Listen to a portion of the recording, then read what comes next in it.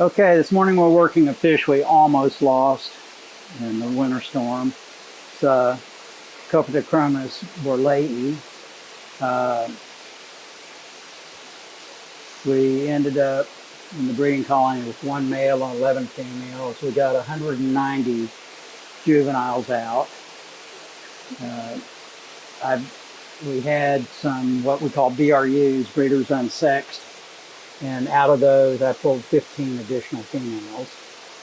So we're up to 26 females, and I also added 2 young males. So 3 males, 26 females. Next breeding cycle, maybe we can get up to full speed and full level. I'd like to have at least 40 and maybe 50 females. But we're making progress. Let's take a look at the males real quickly. I'm going to show you the ones that are going back in the breeding colony. I've got several young males that I'm going to look at next time, and we'll discuss these guys. This is the breeder male. He's not that great. I like brick red. This is going to be a really good young male, and so is this. I'll probably pull this male out of the breeding colony next time in favor of these two, plus maybe one of the young, let's see, I think there were about 6 or 7 young males I set aside to look at again. Okay, so these are going to be our breeder males. And like I say, that big one will probably be purged next time. Let's take a look at typical females. These are 2 of our older breeder females. The females have nice orange fins. So they do have some color, unlike most haplo and peacock females. Okay, what we're going to do, let's come over here. We're going to talk about polyculture, and we'll put these up in a second.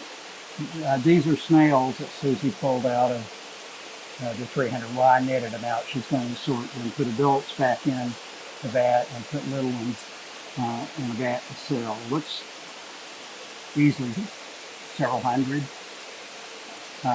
Here are some cherry shrimp and guppies. These are a couple buckets of mollies that I'm going to go through. They look like they're mostly short fin, but I'm going to go through, pick some sail fins and repopulate with that.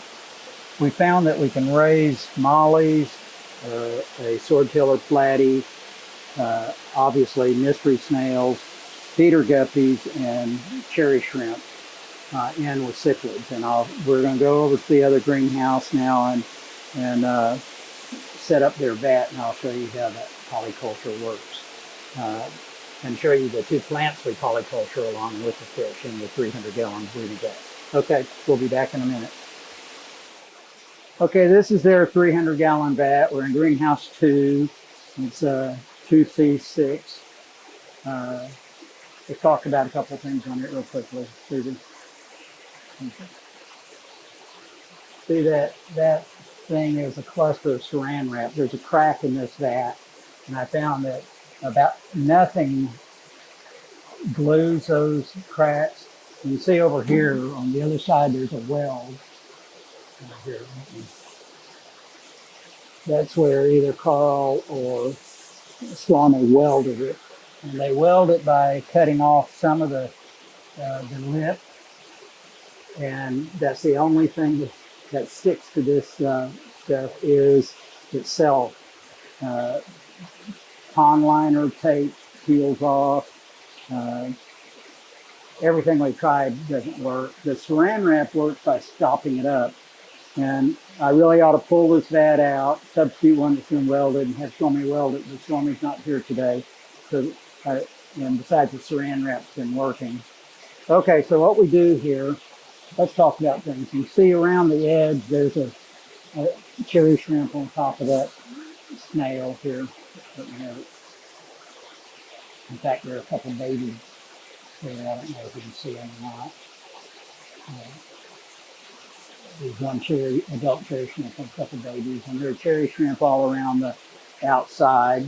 There's some snails I didn't get out. There's also some mollies that I didn't get out, and guppies. Okay, so I'm going to turn water on. And each one of these 300s we try to do this in all of our vats, but we've got to go back and do it for some of the 55s. Try to have 2 valves. So I've turned those on. Water's going to fill back up over there, the overflows.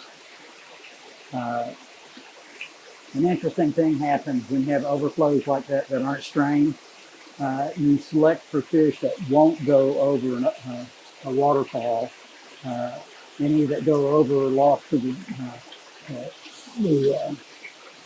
gene pool and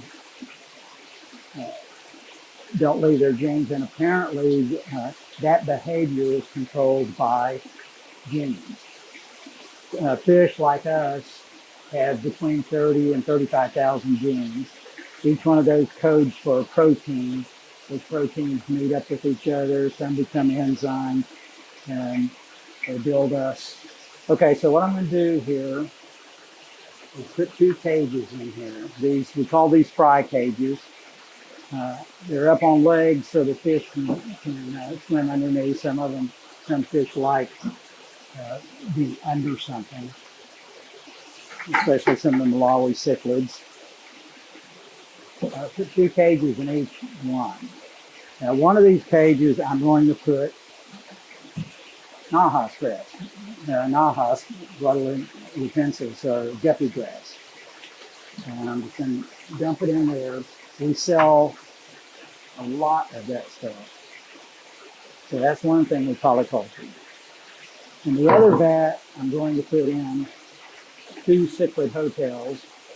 This is PVC, 2-inch PVC with aquaculture netting formed into cylinders, a foot long, and tie wrapped to the PVC. The purpose of the PVC is to stop the aquaculture netting from floating because it's lighter than water.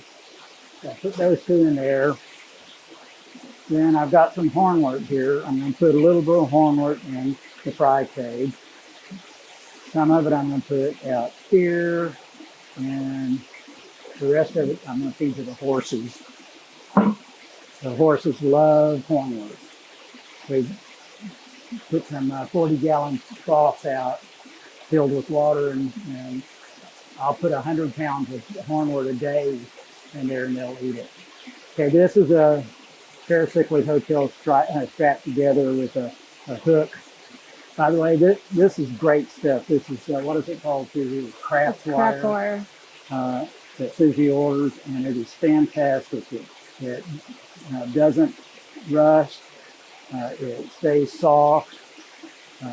It's really good stuff. So I'm going to use that to hang the double hotel, putting in some bigger ones for bigger fish. This is just a field drain pipe, which you can buy at Lowe's, Home Depot. Put it in there. Some short one. Oh no, there it is. I put 3 of these doubles in and one of the bigger ones in. This gives little fish and carrying females a place to go hide if they want to.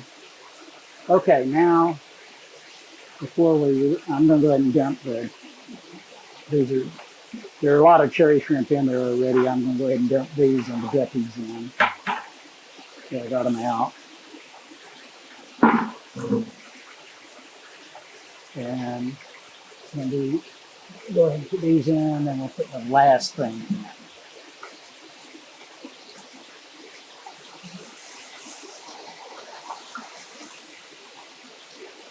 Okay, guys, small.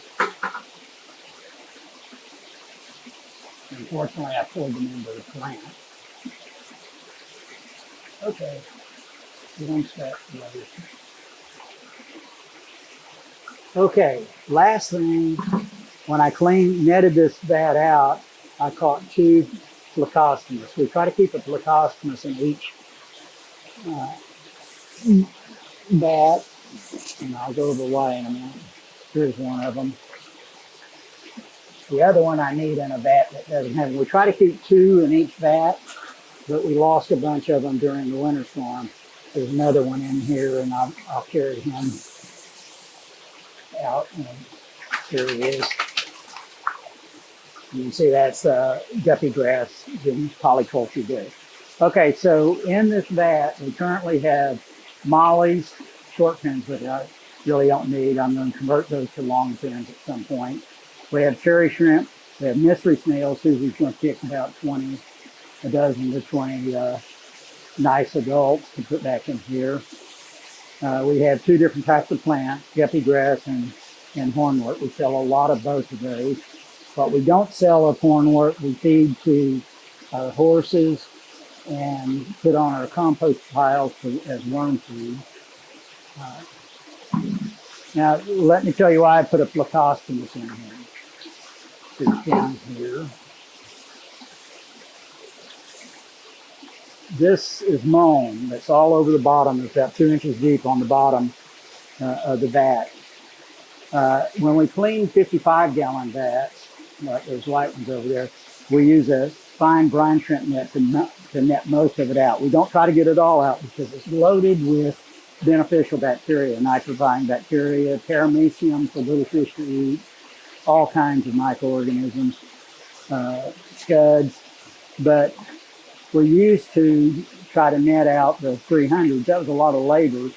What I found is if we simply toss a Plico or 2 in, they keep it stirred up enough that a lot of the mold overflows into the system. If you look at the system, you see there's very little mold there. We just have so many cichlids and mollies and other fish and in the floor gutters and stuff that they break it up, and I guess it just gets broken up. It goes somewhere because it doesn't accumulate.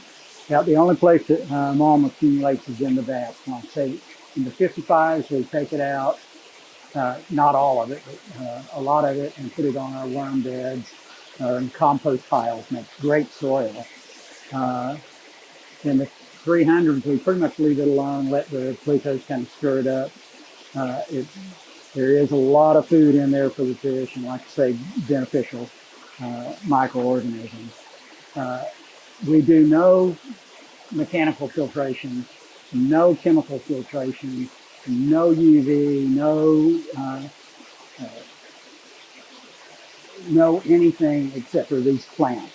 The plants that you see in here, the hornwort and nahas, this is a Central American herb. Its roots are in the water, and you can see a bunch of it down there. In the other greenhouse, we have some Dieffenbachia and a couple other types of plants. But these plants suck all the ammonia and its metabolites, nitrite and nitrates, out of the water in order to grow their leaves. Hornwort, each one of these growing kits at this time of year grows 1 inch a day, which is why I throw away so much of it, and we sell a lot of it. It's kind of expensive to ship because it's heavy. A 5-gallon bucket of it is around 20 pounds, 25 pounds. Okay, at any rate, this is going to fill up. We got Plico in there. I need to add some swordtails or platies to this colony. We have shrimp, we have feeder guppies, which provide food, and we also sell some. Has mollies, like I say, short fin mollies. I prefer to convert those to sail fin mollies, and I'll do that at some point. That's about it. Let's see, I do want to show you something in the other greenhouse in just a second. We'll do that.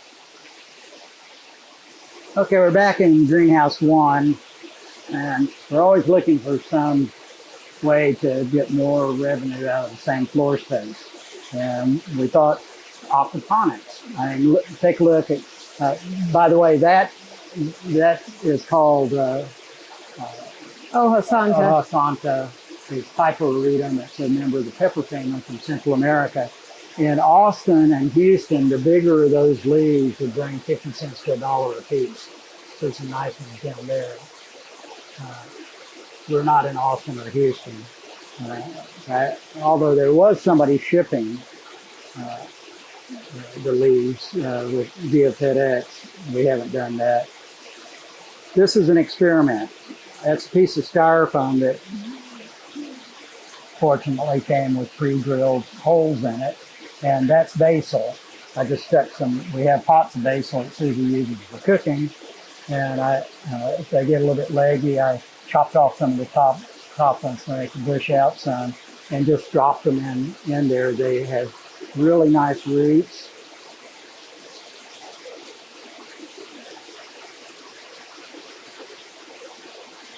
And they're doing well, although I think aren't they a little bit yellower than the ones we have in the pots? I think they're being starved for food by the other plants that are more effective at sucking water out, or sucking ammonia out. Yeah, they should be a lot greener. Right. They should be much greener. Yeah, they're definitely missing something. It could be iron, although our water has quite a bit of iron in it. Well, water has quite a bit of iron, but they look a little chlorphytic.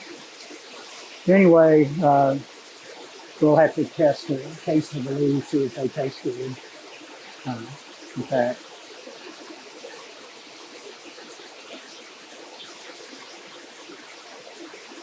tastes like basil to me. But I tend to eat pretty much anything, so it's possible that other people wouldn't like it.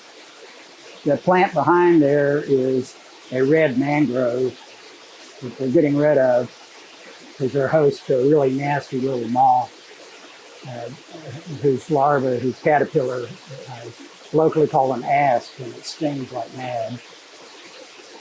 So we used to use a lot of it, but we're getting rid of it for that reason. Okay, well, good fish keeping, and we'll see you next time.